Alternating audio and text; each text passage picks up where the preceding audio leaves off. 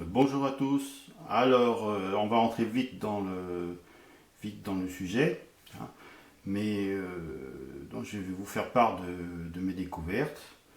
Mais avant toute chose, il faut que je vous explique un minimum pour ceux qui connaissent pas, quoi, qui connaissent rien du tout.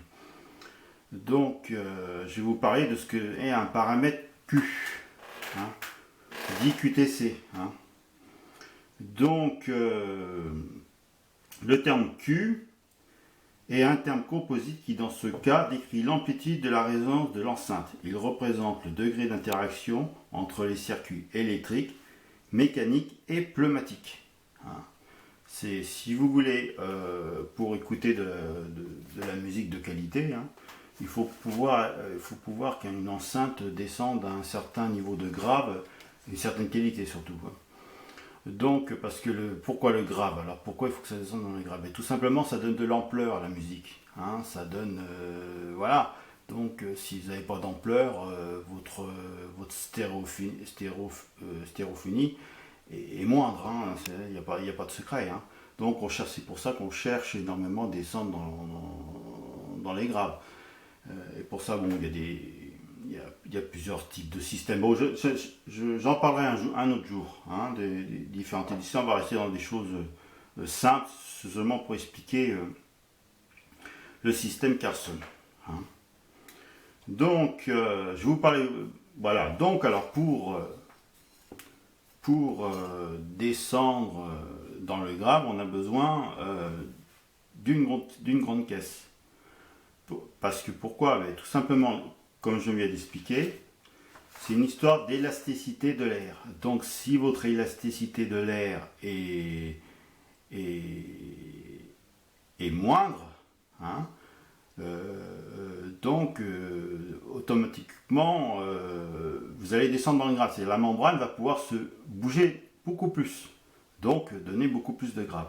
Alors que si vous avez une petite caisse, avec le même haut-parleur, hein, bien entendu, hein.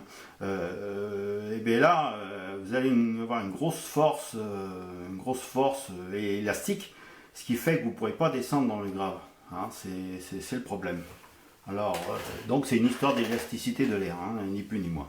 Alors, pour brièvement, hein, de toute façon, hein, c'est simple, hein, une petite caisse, voilà, un élastique, hein, ça fait ça, hein. Et une grande caisse, hein, c'est pas compliqué, hein, voilà, hein, ça bouge, hein. Voilà, c'est tout simplement ça. Voilà. Et bien sûr, ça engendre des qualités subjectives différentes, hein, c'est automatique, hein. Voilà. Donc,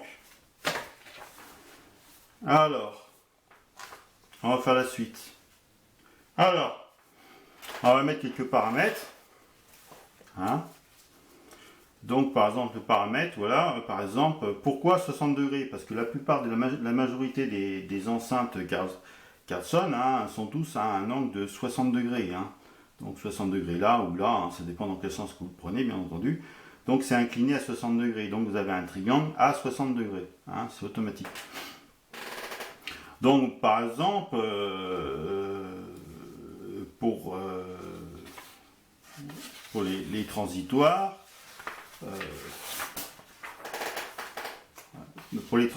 par exemple, le paramètre coefficient QTC est 0,5, ce qui correspond à 1,5 et 60 degrés. Nous, on trouve bien ce 60 degrés dans ce triangle. Ah, donc, c'est pas que c'est ni plus ni moins que des calculs d'angle, hein. Voilà. Voilà. Alors, le temps de propagation constant, qui est de... Je vous dis, hein, c'est toutes des histoires de qualité, hein. De paramètres coefficients, voilà, vous avez 0,77, hein, qui est 1 sur racine carrée de 3, qui est l'angle de 90 degrés. Voilà.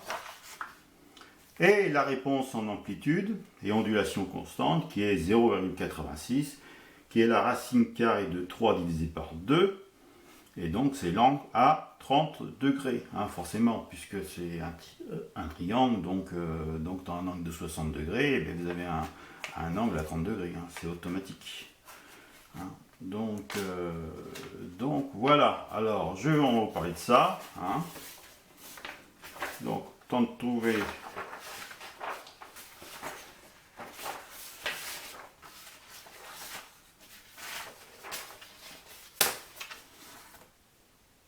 alors, dans le triangle de Carson, alors 60 degrés.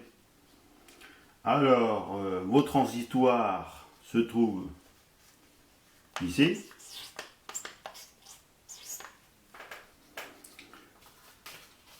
Donc, voilà.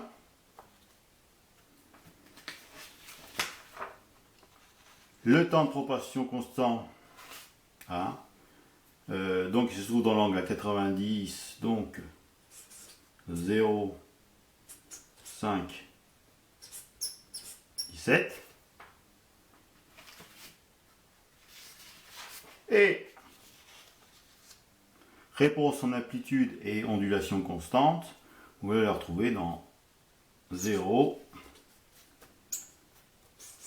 166. Et voilà, donc Carlson était très malin, il a fait une genre de boîte de mélange, hein, et voilà quoi, donc je trouve ça très futé de sa part, donc voilà. Donc, qu'en dire de plus? Voilà. Alors bien, je vais vous parler une petite, autre petite parenthèse. Hein, puis ça vous donnera aussi. Voilà. Et bien entendu, qu'est-ce qui donne la linéarité? Hein, et bien on retrouve la linéarité. Hein. Linéarité, ben c'est quoi? C'est paramètre coefficient, c'est 0,707, qui est la racine carrée de 2. Hein, sur un angle de 45, voilà. Et bien sûr, hein, la linéarité, c'est quoi? C'est votre façade, hein. C'est le BAF Carlson, hein, qui se trouve là. Alors forcément, c'est divisé par 2, hein, en 0,707, ce qui n'est plus moins que la racine carrée divisée par 2. Donc vous en avez 2, 1, 2. Hein. Donc votre linéarité se trouve ici, hein, sur la sortie de l'enceinte Carlson. Hein. Donc, linéarité, voilà, donc c'est ici, qui est normal, hein, d'ailleurs, voilà. Et donc, je vous redonne la petite formule, hein, de comment on peut le dessiner, le tracer surtout. Donc, je vous redonne la petite formule, et puis je vous dis à une prochaine, hein, et dans une prochaine, je ferai l'explication une fois qu'elles seront montées, hein, qu'elles seront fabriquées, mes deux baffes repliées Carlson. Donc je ferai une explication. J'expliquerai un peu toutes les qualités et les défauts aussi bien d'autres enceintes, c'est-à-dire le baff plan, le basse réflexe, hein, le basse réflexe, c'est vraiment pas tout bon. Hein. Hein, il y a plus de défauts que de qualité. Hein. Hein, donc voilà, donc je vous dis à une prochaine. Allez, au revoir.